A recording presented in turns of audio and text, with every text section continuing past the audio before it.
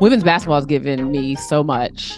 If not for this sport, I don't know where I would be. One thing that stood out to me as I was coming up the ranks as a player and even early in my career is I would look around and I'm like, okay, I see so many of us playing, but we're not on the broadcast. We're not in coaching positions as often as you would think. We're not in the conference offices. Like, where are women? And so it's really about taking ownership over this sport for us. That is us. That has been built by us. Why not pour back into something that has meant so much to me? Hello and welcome to About Time, the show where we have long overdue conversations about the journey of women in sports. I'm Marquis Freeman, athlete, author, fan of sports, and an even bigger fan of the women who are changing them. In today's episode, we'll dive into the topic of mentorship. This topic and our guests hold a special place in my heart. But before we get into this, a quick word from our sponsors at WeCOACH. This interview is brought to you by WeCOACH. Prior to Title IX, over 90% of women collegiate sports teams were coached by women. Today, over 50 years later, that number has decreased to 41%. That's why WeCOACH launched Move the Numbers to help change the landscape for women coaches and the student athletes they lead. WeCOACH is a one-of-a-kind nonprofit membership organization dedicated to recruiting, advancing, and retaining women coaches in all sports and levels through year-round professional growth and leadership development programs. WeCOACH fosters a diverse and inclusive community of over 10,000 coaching leaders who inspire young women to follow in their footsteps. If she can see her, she can be her. Together, we move the numbers to support and increase women in coaching. We teach, we inspire, we motivate, we lead, we coach. Visit our website at wecoachsports.org. That's wecoachsports.org. She brings a deep understanding of what it means to be a woman in sports and the value that mentorship has in the space. She completed her basketball career at Wake Forest, is an award-winning host and ESPN analyst, and is in her 16th season with the WNBA. Her extensive work spans all of women's basketball's major events. Over the years, she has been an advocate for mentorship as the co-founder of Rising Media Stars, a program that provides tools, resources, and opportunities for women of color who are looking to start a career in sports media, a program of which I am a proud alum. With that, please help me welcome my mentor, my friend, LaChina Robinson. Hi, my name is LaChina Robinson, and it's about time that women's sports get equal coverage to men's sports in the media. LaChina, I have to start off by saying thank you. Like, you have been the ultimate mentor. You have been the pioneer. You have been the guy for so many in this space, including myself. And you have created space for people like me with the aspirations that I have, for people who look like me. And so I have to tell you, thank you while we have you on here for this opportunity to interview you on About Time. Thank you so much for what you do in our space. Well, thank you. I'm just trying to pay it forward and give back the way others have given to me. And honestly, giving back is one of the most rewarding and fulfilling things that I get to do. I love being a mentor. So no need to thank me. It makes me happy. Oh man, we have to thank you. But we have to start where it all began, right? Because before you became the face front of sports broadcasting, you didn't want a lot to do with basketball. In fact, you weren't sure that was the direction you wanted to go. How did you discover your love for the game? Well, I always enjoyed watching basketball. My dad would watch the NBA. My first favorite player that I remember in the NBA, there was no WNBA then, was Patrick Ewing. And my dad was always like, why do you like Patrick Ewing? And I told him a variety of things between, like, he's really good at basketball. And then I thought he was cute. And that was more where my dad was confused. But I was a big Patrick Ewing fan and liked to watch the game. My dad played, but he was just more of like a playground champion, like, the local basketball championship or rec league or whatever you may have in your neighborhood. He did that. I did have two older sisters that played, one on my dad's side. We didn't live in the same household, but she actually did earn a college scholarship and ended up not finishing. She was there for less than a year. And then my oldest sister, my mom's side, who actually I lived with, she played high school basketball. So she was maybe one of the first women athletes that was close to me. So I liked watching, but when I tried it for the first time in sixth grade, I was like, nah, I don't think this is for me. And all my friends were cheerleaders. So that's the route I took early on. So you went from a cheerleader to a Division I basketball player. How did this sport benefit you in that journey? Well, first and foremost, I probably would not have made that jump to a Division I player from just starting to really play basketball in the ninth grade if I wasn't tall. Um, height does help. I was probably 6'4" in the ninth grade, I so I can't was. relate. I cannot relate. Oh no, I saw you. I saw you with some of your moves on Instagram, and you look like a giant out there between the lines, Key. You know what I'm saying? But yeah, I really think it was about me embracing the moment. I had a lot of people in my community that continued to encourage me to get into basketball, even though I was terrible in the ninth grade. Mm. Told my mom that I could earn a college scholarship, so we had our eyes on the educational aspect of it. But it really, basketball gave me a place where I felt like I belonged. It was Mm. difficult to be a 14-year-old kid and be taller than everyone in the class. And you're standing out, you're different, you feel awkward. And that's the last thing you want as a teenager. But when I stepped on the basketball court, I was like, wow, like now I understand where this height could be to a benefit for me. And I made friends. I felt accepted. I learned communication, goal setting, all of those teamwork, wonderful things that you learn, the intangibles that you learn playing the game of basketball are so important for young girls. I think the sport, playing a sport or being involved in sport is important for all kids, but especially for girls and what it does for your self-confidence and your development.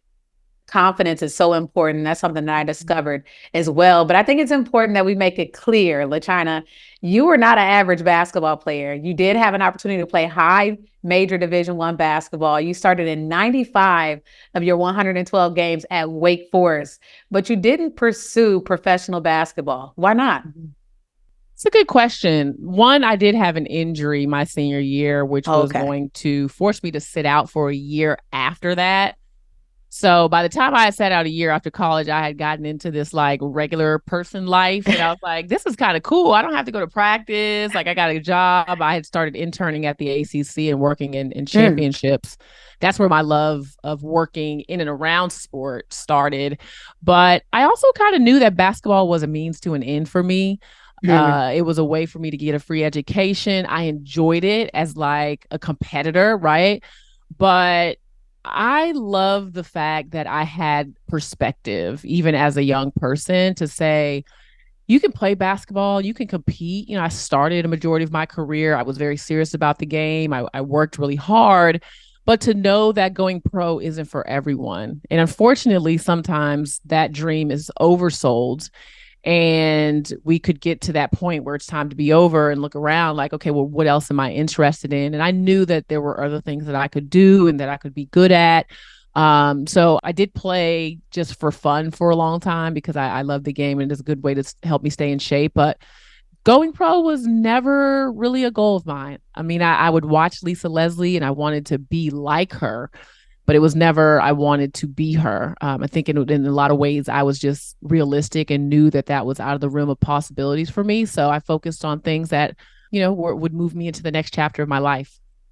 That's great perspective at such a young age. And I think it's so important for young ladies to hear because for most of us, if not all of us, basketball is going to end sooner than we wanted to. And Yes. so understanding that there are new opportunities for us to stay around the game and there's so many beautiful things that we can do to stay connected to the game of basketball. And professional basketball, as amazing as it is, it's not the end all, Yes. right? And so there's so many new entities coming from the game of basketball, whether it's these NIL deals, that's creating new professions, Mm. curators, social media curators, and coaching, so many ways to stay connected. What advice do you have for someone in a similar situation where the game may be coming to an end for them playing, but they want to stay involved with sports? Yeah, I think it's about research, about finding out what opportunities there are out here. One thing that I did not understand as a student athlete was actually how college sports are put on. And my first job was at the ACC. Uh-huh.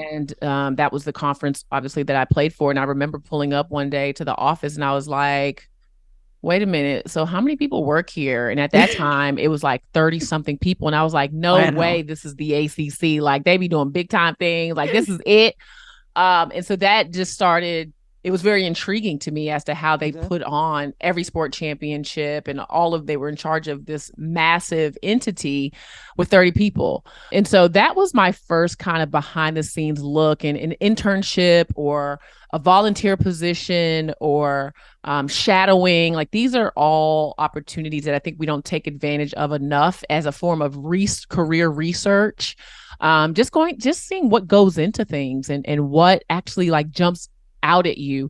I always say that a career should be something that you would do for free. You just happen to get paid for it, right? Like you should enjoy it that much. And so in order for you to figure out what those things are coming out of college, how would you know? You got to have questions. You got to ask questions. You got to pick people's brains, sit down and have coffee and get on, the staff directory and see who's working in what departments. If you think you're interested in marketing, can I get in touch with this marketing head? Like where can I get in?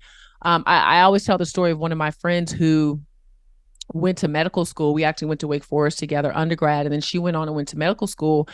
And she paid a lot of money, loans and things like that to become a doctor. And then when she started practicing, she realized she didn't like it. Like there were aspects of it that she just did not enjoy. All the things that they show you on television and other places that you're going to get to do, like, be with patients and to actually like help patients, et cetera. That's a very small part of that job. And there's a lot of politics and paperwork and so many other things that go into it. And it was just like, okay, well, she spent all this money to find out that this was something she wasn't interested in. A lot of money. So yeah. So I think it's just really about asking the right questions and listening to yourself. We all have an inner compass and we know when we're doing things that bring us joy, that make us feel fulfilled, that are in line with our values. So when you're in those spaces, just journaling or whatever it is you may do, having those conversations in order to find what career path may align with who you naturally are and your natural interests as a person. I want to know for you, was there an experience or someone who helped you discover that sports media was a space that you were called to be in? Yeah, there were several people. When I worked at the ACC office, I took that job not knowing what area of sport administration I wanted to work in, but I knew I wanted to work behind the scenes. And I really, was able to kind of get a feel for what it was I was interested in at that moment, but I stayed in touch with myself. And that's something that I am proud of myself for doing along the way in my career. Because when I was in my late 20s, I had like this quarter life crisis. And I was like, I don't feel like I'm doing the right thing. I don't feel like being an athletics director is the path that I need to continue on. And even when I was working at the ACC, people would say, you don't want to coach, you don't want to get into broadcasting, because those are the two positions that they usually feel like former athletes want to get into. And I would say, no. So even though it was something in the very, very back of my mind along the way, it really did not come to the forefront until I had this quarter life crisis. And in that process of figuring out what it was I really wanted to do, I tried to do the radio for Georgia Tech, which was the team I was working for at the time. I was in an administrative position, but they were like, hey, will you do the radio for us today? Like, just jump on, talk about what you see. I was like, sure. I come in with my little collar shirt, my khakis and my popcorn. I'm like, all right, let's do this. And from the moment I put on the headset, I was like, oh my goodness, this is so fun. Like, to the point I would do this for free. If I was sitting in my living room, I would be talking about what's happening in this game. And so it was the encouragement, like that little voice in your head and some little voices along the way that encouraged me to think about broadcasting enough for me to sit in that seat. And once I did, my life was never the same. That's so interesting, because you and I have had conversations about my niche and where I ultimately want to be. Would you say that a part of that is figuring out what you don't want to do to figure out what it is that you do want to do? Yeah. Is experimental? That's as valuable. And that's why I often say there really are no career mistakes, because no matter where you land, you're going to learn Write something it down. Write that down. There are no career mistakes. Yeah, because no matter where you land, you're going to learn something about yourself. You're going to learn something you don't want to do. You're going to find something that you feel like you lack that maybe you want to go back to school for. You're going to, find out something about that position that you feel like you may be able to do short term, but not long term. So every career opportunity you take, you're going to learn, and so you can't be afraid sometimes to step out of the limb because that's where the fruit is. Or sometimes it's a broken branch, but as long as you land on your feet, it's all good. So yeah, I feel like it's definitely about just kind of trying and figuring things out and not being afraid to take a chance. Mm. And you chose women's basketball. You exclusively cover women's basketball, but you've had opportunities to cover other sports and some may say even larger platforms. You're intentional about growing women's basketball, LaChina. Mm-hmm. Why? Women's basketball has given me so much. If not for this sport, I don't know where I would be. Mm. It was a turning point in my life when I got a chance to play high school basketball, when I got an opportunity to play AAU as a young girl. Like, it completely transformed the trajectory of my life because I did not know that this thing existed.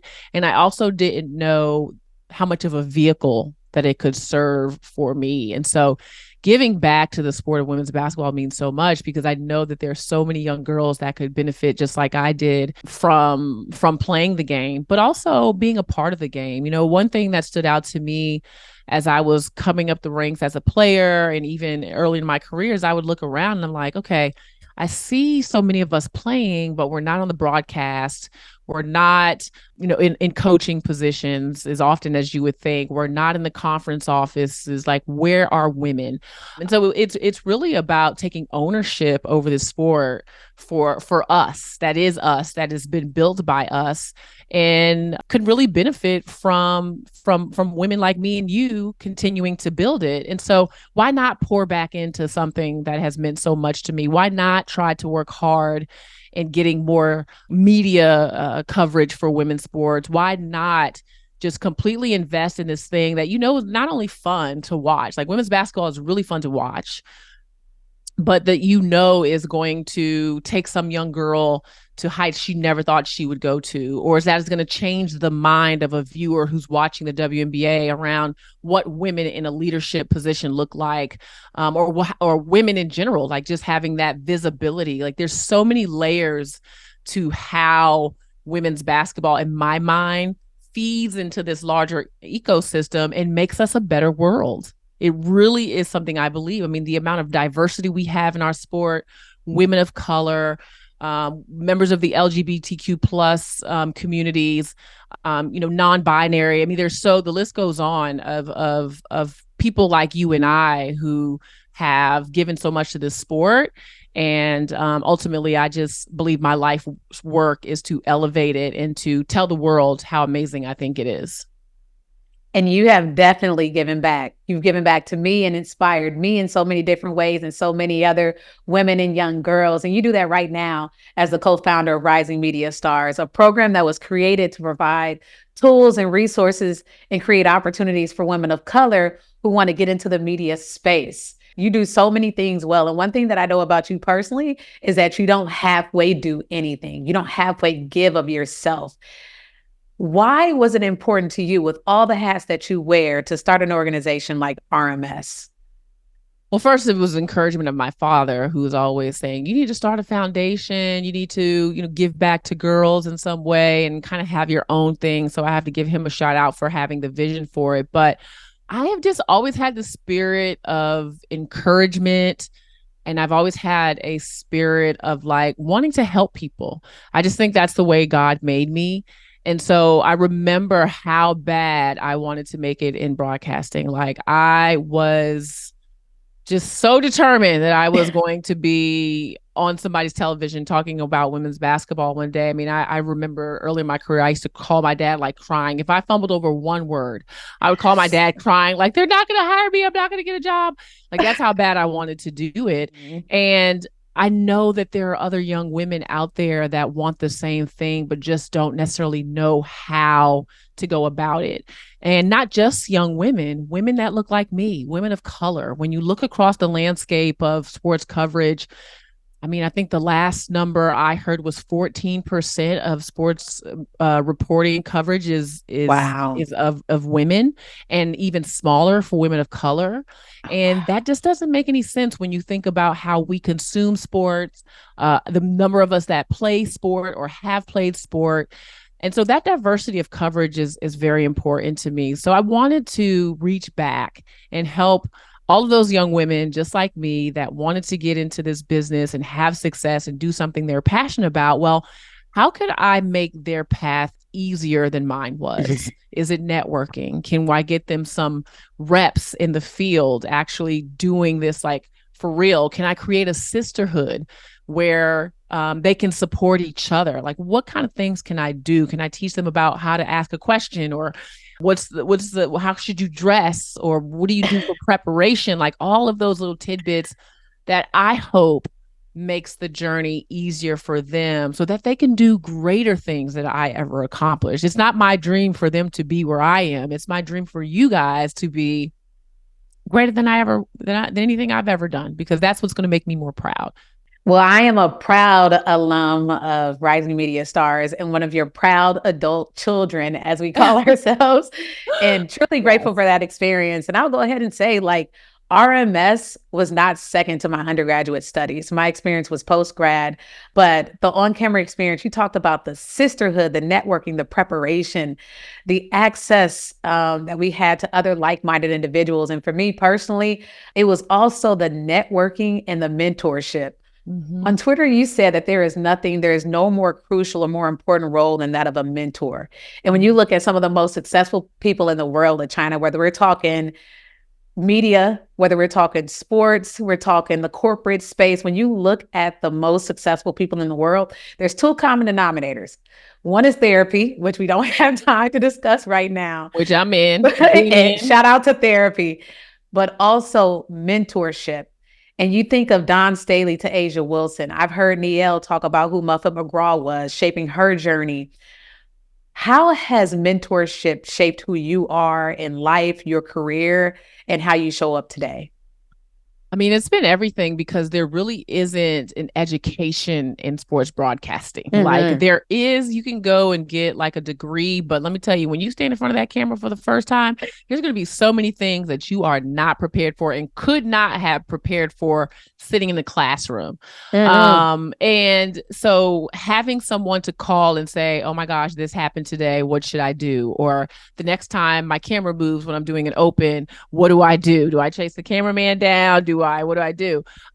Just having someone to bounce things off of, running into dead ends, as you will do over and over again in this field, and not knowing how to get your next opportunity, or am I sending too many emails? Like, how does this work? All of those things that you are wondering, there's someone who has been there. And what better for someone like me, or like Carolyn Peck did for me, or various people have done, as you mentioned, across other industries, than to reach back and say, "Hey, let me tell you how to handle this next time it happens," or "I have a friend you should call if you're interested in working in this Mm-hmm. conference." And we Yes. can spend a very long time trying to figure things out by ourselves. Like, this world was not Mm-hmm. meant for us to navigate alone. So I just think the wisdom that someone like me has, the experience, we need to put it to use for something. Why not help the next generation? And yeah, it just, to me, mentoring makes so much sense. And I just believe we're stronger in numbers. Yeah, and for me, your mentorship gave me a roadmap that to navigate a space that is historically dominated by males. Mm-hmm. And I do remember being more confident walking into rooms because of your shared experiences, rooms that I had zero experience in, but I was as prepared as I could have been by your experiences. And I mean, LaChina, we've had a number of conversations from how we show up, be early, be consistent, communicate at a high level, to what we wear, to how to have tough conversations in a workspace, to Mm-hmm. how to fight for fairness and equality. And so there's those conversations as far as career and operating that space, but there's also those conversations that are well below the surface. Mm-hmm. LaChina, when my dad died, Mm-hmm. look, I'm not supposed to get emotional right now. But when my father passed away, there was a period of time where I wasn't prepared to have certain conversations. And I felt like professionally, I was supposed to be a robot and continue to navigate my career at a high level, not make people aware of what was going on with me. Um, but you were one of the first people to reach out to me when I was ready to talk about it. And I needed somebody to talk to. And so beyond just career, for me, it's the deep conversations below the surface where you're not old enough to be my mother. I know how you always like to claim Close. age, I'm but close. you were that sisterly and motherly figure that I needed at that time just to tell me to slow down and give me some affirmations, be a soundboard, be a consistent voice that I needed. And so I'm so grateful for that. But has there been a time in your career where somebody needed to step in and they stepped in at the perfect time to stand in that deep gap? Oh man. Yeah. First of all, I would say when it comes to mentoring, that we often make the connection with mentoring in our careers, but some of the most challenging and rewarding conversations that I've had with people that I've mentored have been in their personal lives. Because you just naturally develop a relationship, a level of comfort, a safe space where you can have conversations that you need to have that aren't work related. And, we go to work, we love what we do, but there's also life.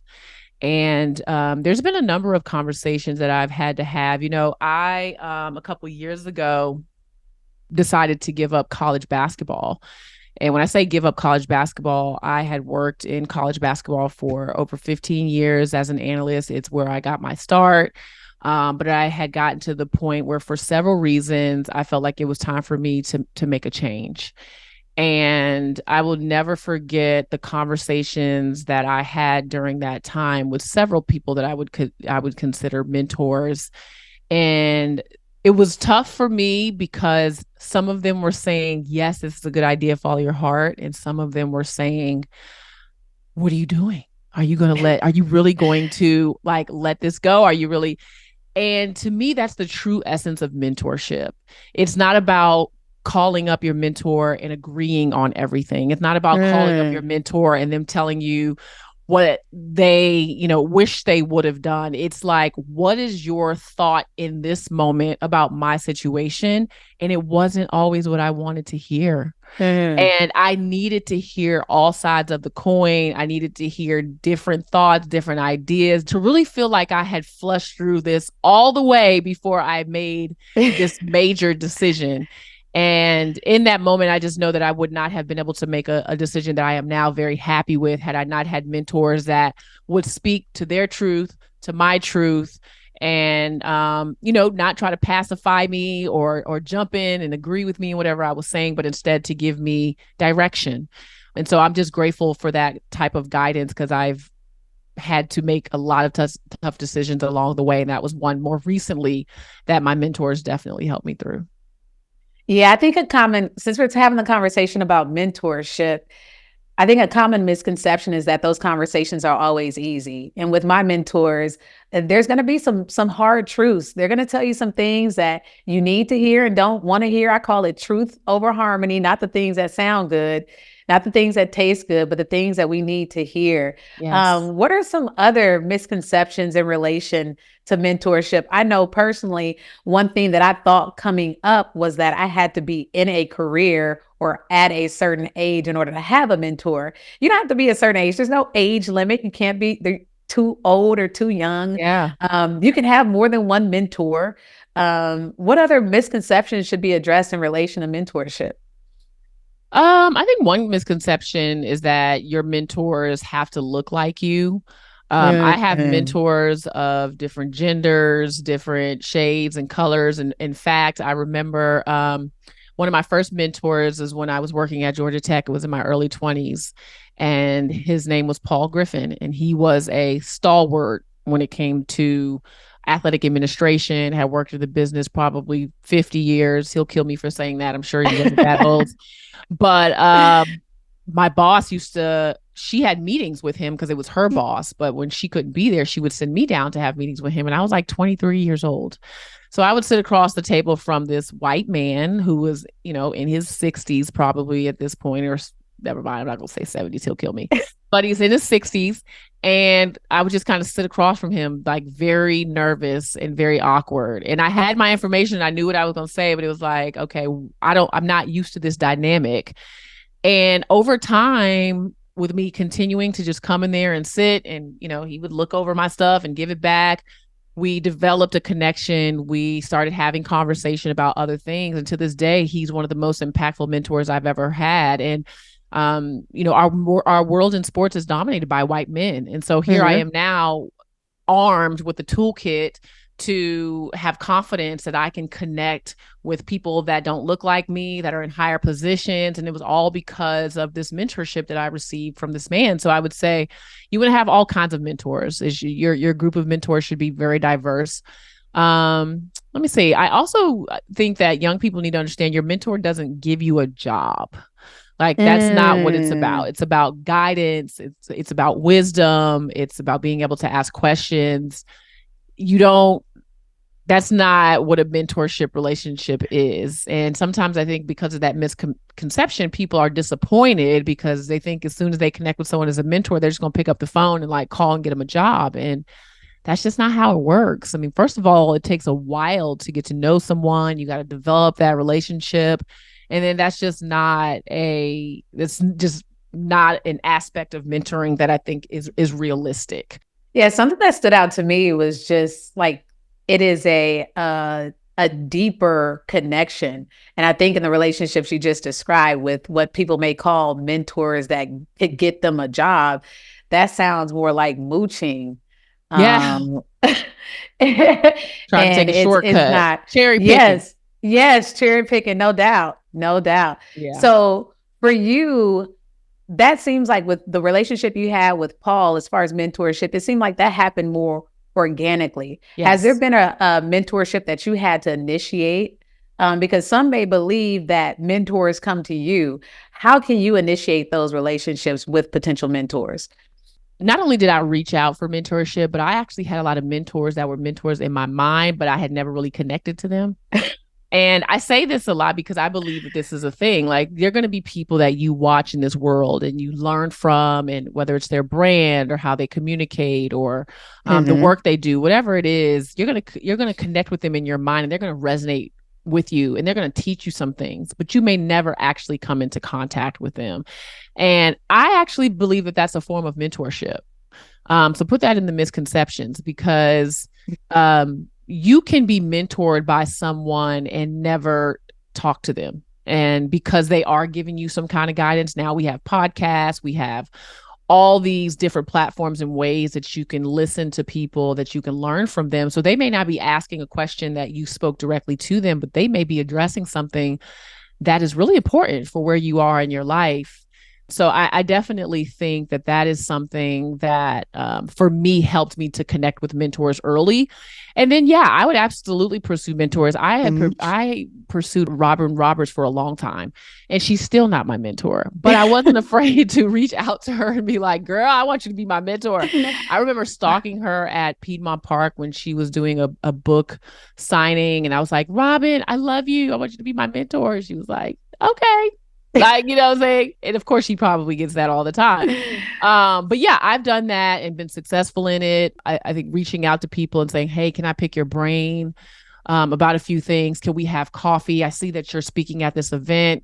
Can we have coffee in the morning? And I stop by. I'd like to ask you some questions. There are a lot of entry points to mentoring. You can ask a friend to connect you, or someone you may know in your network, like, hey, I see that you know Marquis Freeman. Can you send her an email and ask, and introduce us? I would love to have a conversation with her. So there are lots of ways that you can initiate mentorship, but it doesn't have to be in the traditional sense.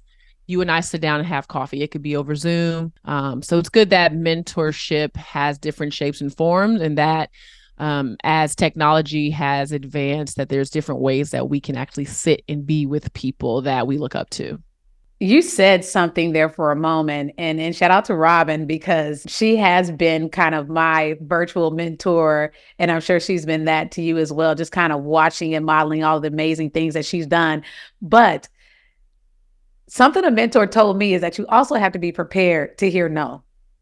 Ooh. Because not all mentors have the capacity to take on someone with the load that they're already carrying. LaChina, you make yourself readily accessible to so many. It has to be exhausting. For people who are mentors or seeking mentors, how do you manage your own personal career while also helping guide others?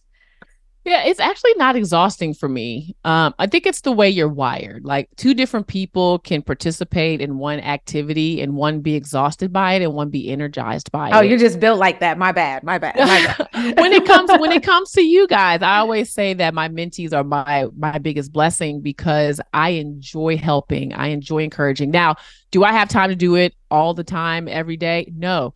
In fact, we now have 20 rising media stars. We're on our fourth Shout class. out to And RMS. I'm realizing as the numbers are going up and there's only one of me and one of Kevin, I'm like, okay, how are we going to do this? But I think it's being realistic about what seasons you're in. For example, WNBA season is crazy for me.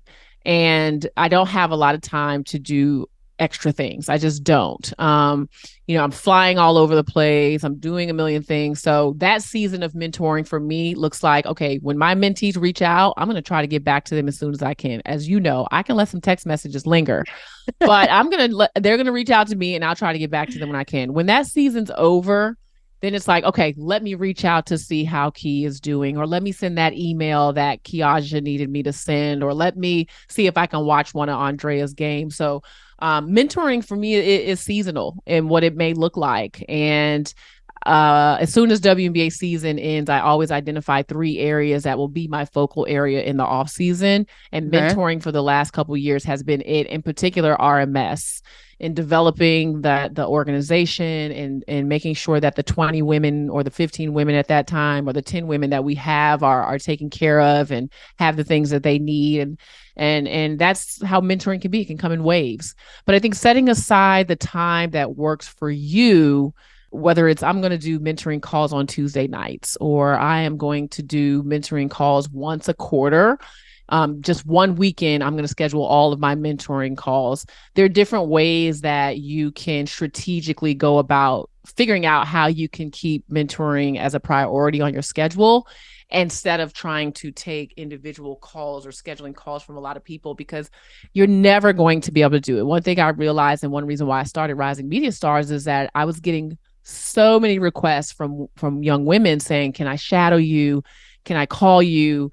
Can you watch my reel? And I realized that I was able to touch all of them at least once, but there was no depth to it, right? Like I didn't feel like I was really making a difference. They may have felt like that.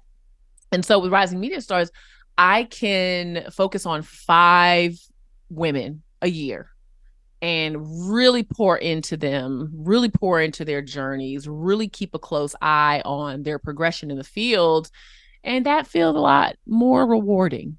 Just kind of like a touch and go with a large number of people.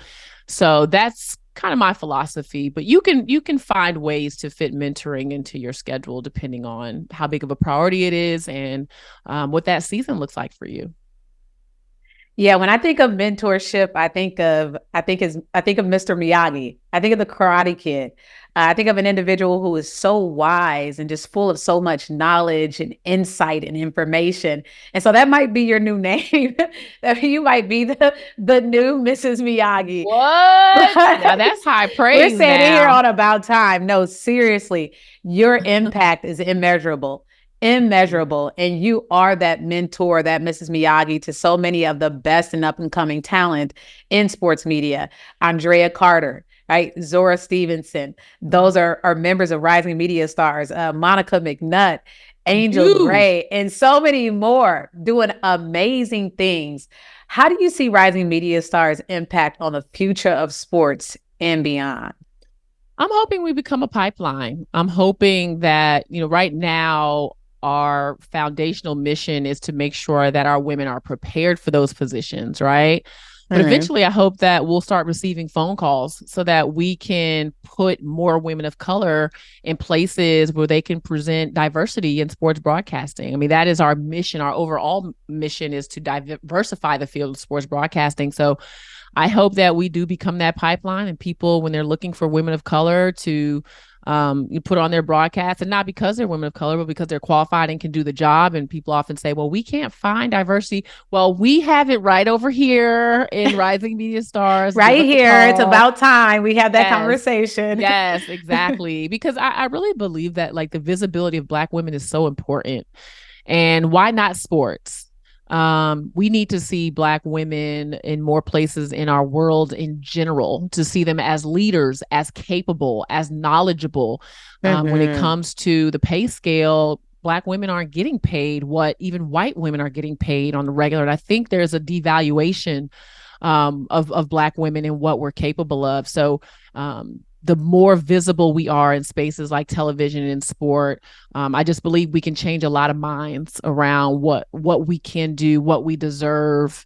And sports is a way to kind of penetrate that mindset. So it is bigger than just sports broadcasting in my mind. It's really about elevating women of color. And I'm happy to do the work. And you've created a ripple, and I'm so excited to see it continue to grow and the impact that you're already making in the sports industry. It gets me so excited. I'm so excited right now. I could just scream. But LaChina, this is a segment in the show where we go to rapid fire questions. So we're going to put you in the hot seat. You okay with that? Yeah, I like the hot seat. Bring it on. We're going to ask you a series of questions. You'll have 5 seconds. Okay. 5 seconds max to answer each of these questions. So let's get right into it. Now, you are the fashionista. Let's talk about your game day fit. Are you going with a blazer or a jumpsuit? Jumpsuit. Beautiful. I love your jumpsuits, by the way. Most influential woman in your life? My mom. Oh, shout out to mama. Favorite women in sports moment?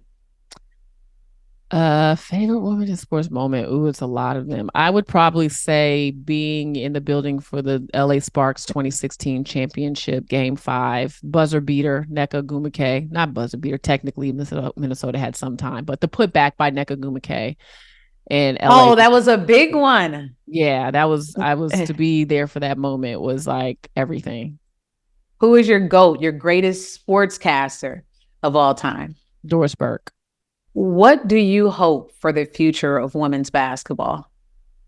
That more businesses pour sponsorship dollars into women's basketball. For what they put into men's college basketball, in the NBA, WNBA, and college women, they need more money. They need more sponsorships. They deserve it. That's going to change so many aspects of the sport if people just sit in that boardroom and say, hey, how about we give the women equal share to the men?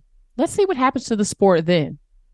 Oh my goodness, LaChina, my heart is so full. This episode meant so much to me for so many different reasons. Thank you so much for coming on and sharing your insight, for sharing your beauty. And also thank you for being that guide and that mentor to me and so many other women in this industry. We love you. We appreciate you. Well, thank you for having me. I am just impressed with your interviewing. I'm like, okay, the transitions, the questions, like they were awesome. I'm sitting over here trying not to fangirl, you know what I'm saying? And I am not biased at all. You just crushed it. So I'm super proud of you. And shout out to WeCOACH and Hudl and everyone that's gotten behind this podcast. It's so important because we could be mentoring somebody right now because virtual mentoring is a thing. So hopefully this helps some folks who get a chance to listen to it. And I'm grateful to do it with you. They could not have picked a more perfect host.